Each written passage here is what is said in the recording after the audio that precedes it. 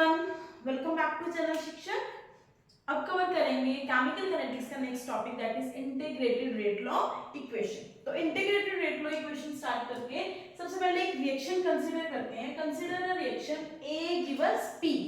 Clear? So consider a reaction A gives P। अब मेरे को पता है कि मैं दो इक्वेशंस की थी, एक रेट लॉ इक्वेशन की थी, एक इंस्टेंटेनियस रेट ऑफ रिएक्शन किया था। तो उन दोनों को यहाँ यूज करते हैं। सबसे पहले लेते हैं रेट लॉ इक्वेशन। तो रेट लॉ इक्वेशन मेरे पास थी R1 is equals to K into concentration of reactant. तो वहीं से R1 is equals to K into concentration of A। अगर जीरो ऑर्डर है तो A के ऊपर क्या आ जाएगा मेरे पास? जीरो। तो I will get R1 is equals to K A raise to power zero. Mark it as equation number first. Now this is rate law equation. अब मैं यूज करूंगी रेट ऑफ इक्वेशन। तो रेट ऑफ इक्वेशन में R1 is equals to minus d by dt of A। Mark it as second equation. अब दोनों में R1 की value है तो मैं इन दोनों को कंपेयर कर सकती हूँ, इक्वेट कर सकती हूँ।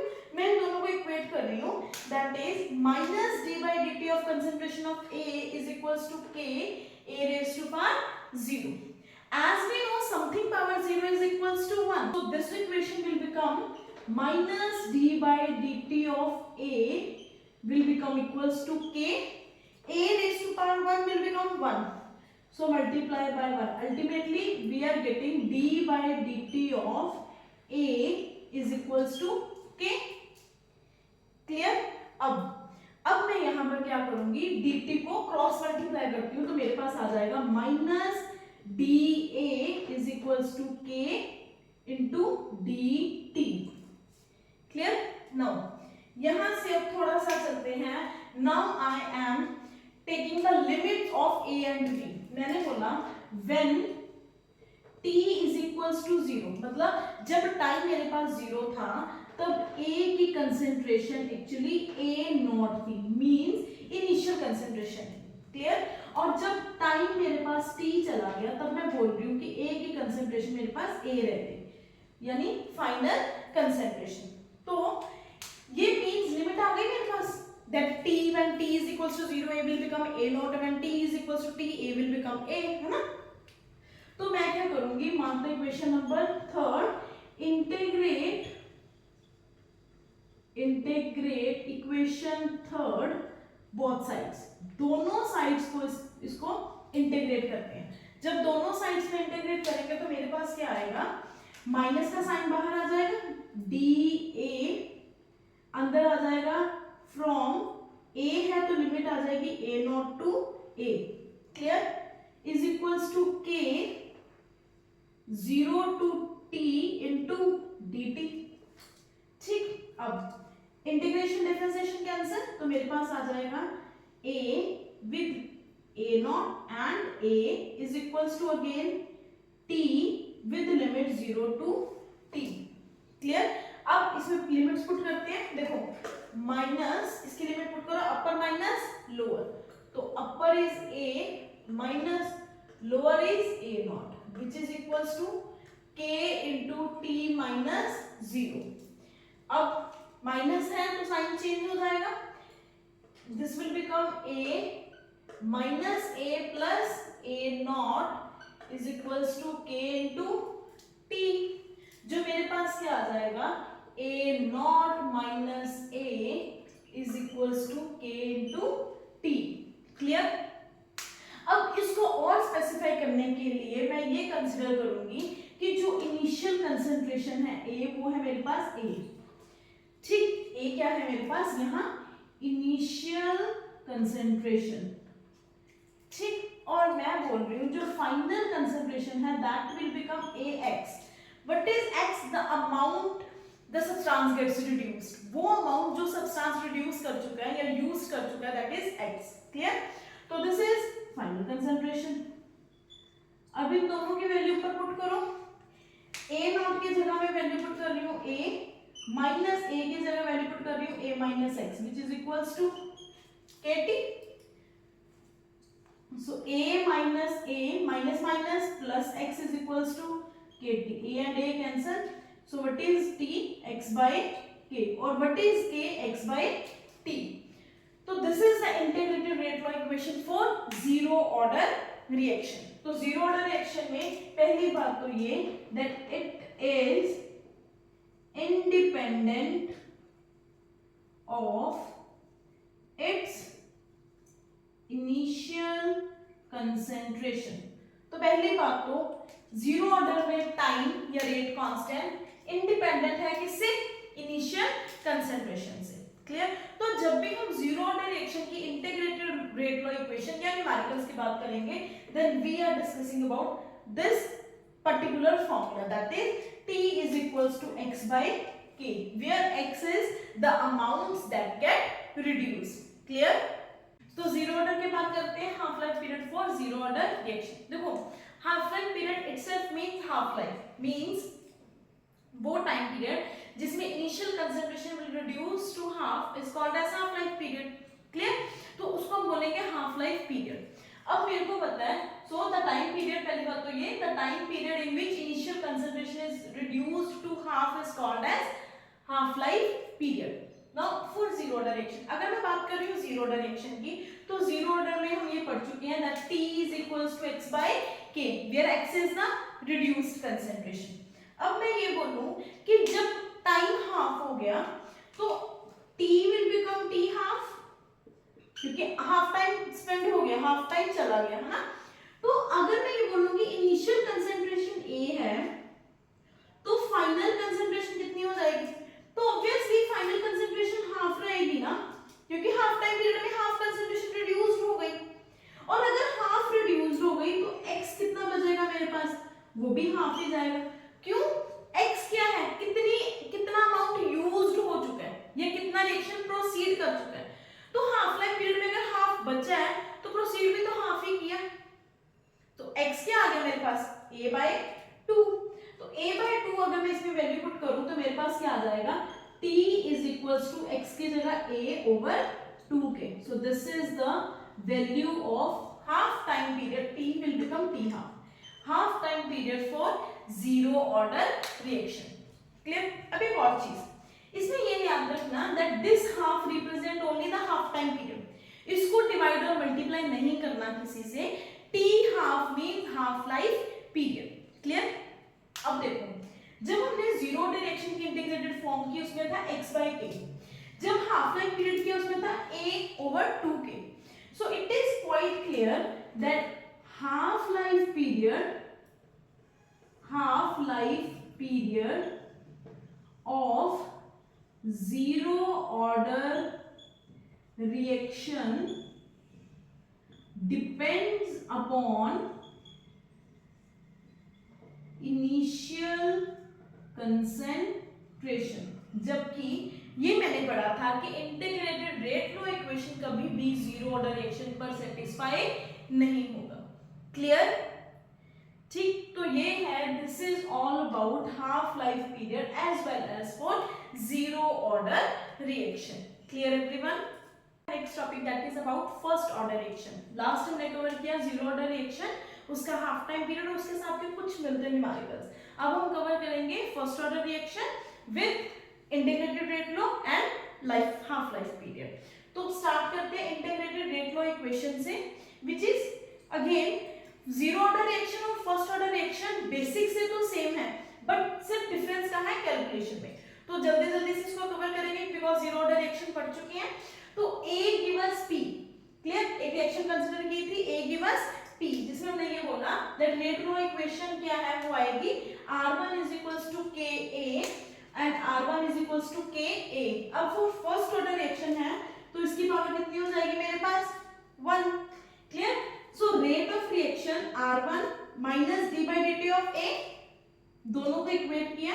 अब यहां से जो डिफरेंस है वो स्टार्ट होगा, क्योंकि पहले जीरो ऑर्डर में यहां था 0, तो ये टर्म हो गई 1।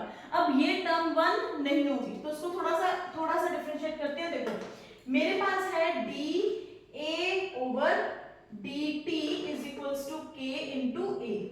तो पहली बात है ये कंसंट्रेशन सेम है तो इसको एक साइड ले जाए, तो मैं कर रही हूं d by A into dA is equals to k into dt। Clear?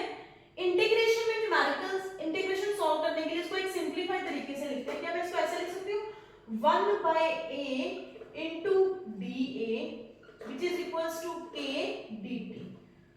तो simple, this is a mathematical concept जिसे हम इंटीग्रेट करेंगे 1/x की टर्म्स में। अब मेरे को पता है कि अगर टाइम 0 है तो a will become a naught, और अगर टाइम t है then a will become very good a। clear? then integrate on both sides, integrate both sides. तो जब दोनों साइड्स को इंटीग्रेट करेंगे तो क्या आएगा, माइनस बाहर आ जाएगा,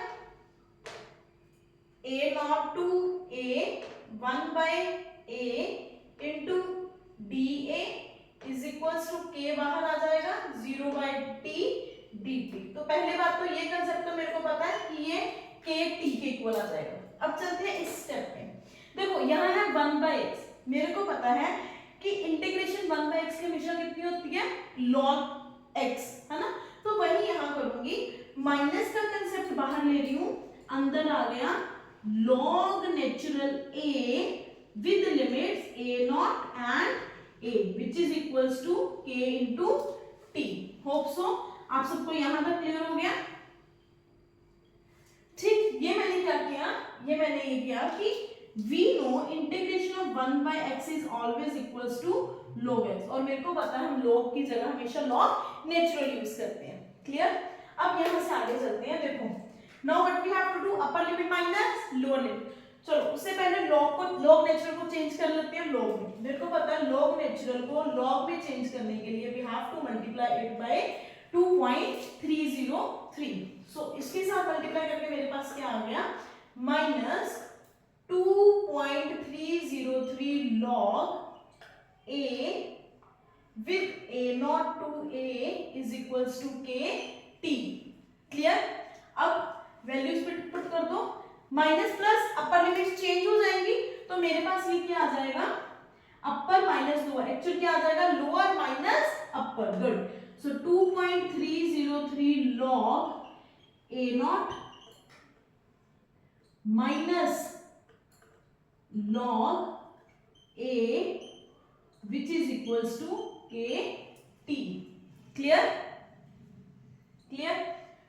now अब मेरे को पता है log m, ये मैं थोड़ा सा ब्लू के साथ लिख देती हूँ ताकि आपको आइडेंटिटी पता चल जाए। मेरे को पता है log m minus log n is always equals to good log m by n। Clear? तो अब इसी चीज को log m by n को इसमें कन्वर्ट करें, तो इसमें कन्वर्ट करते हैं, मेरे पास आ जाएगा 2.303 log a naught by a which is equals to k t।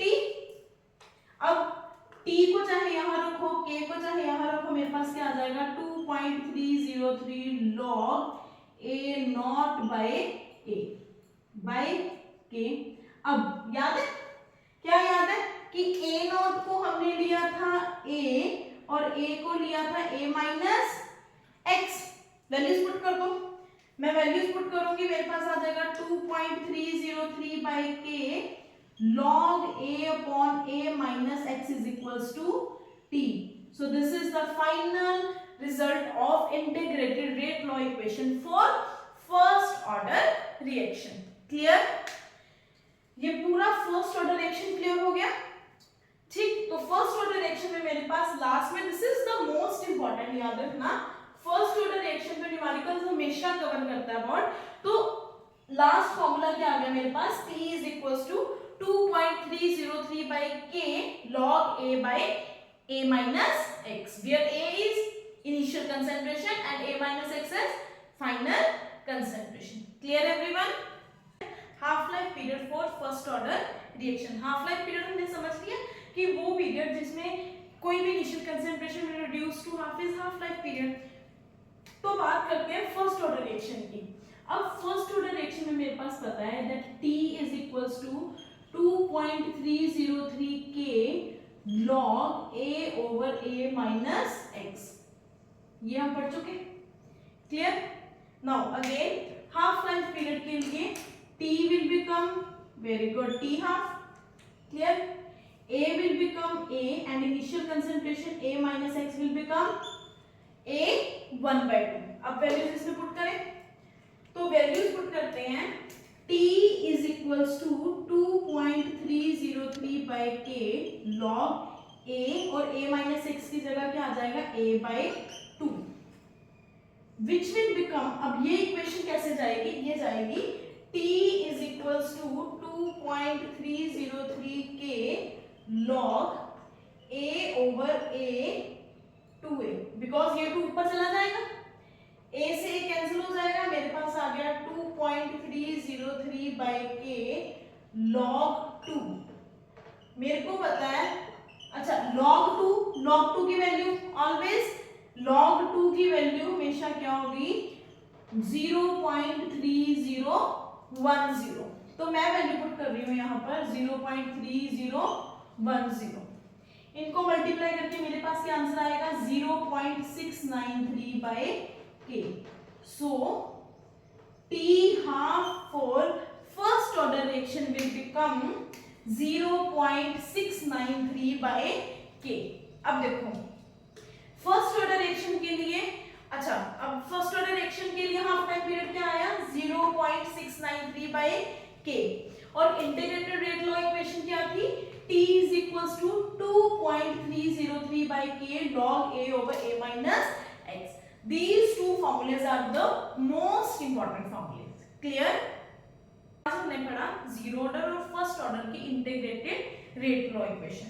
तो इंटीग्रेटेड रेट लॉ इक्वेशन अगर मैं जीरो ऑर्डर के लिए बोलूं, अगर मैं जीरो ऑर्डर का बोलूं, तो जीरो ऑर्डर का इंटीग्रेटेड रेट लॉ इक्वेशन मेरे पास क्या था T is equals to x by K, यही था, क्लियर।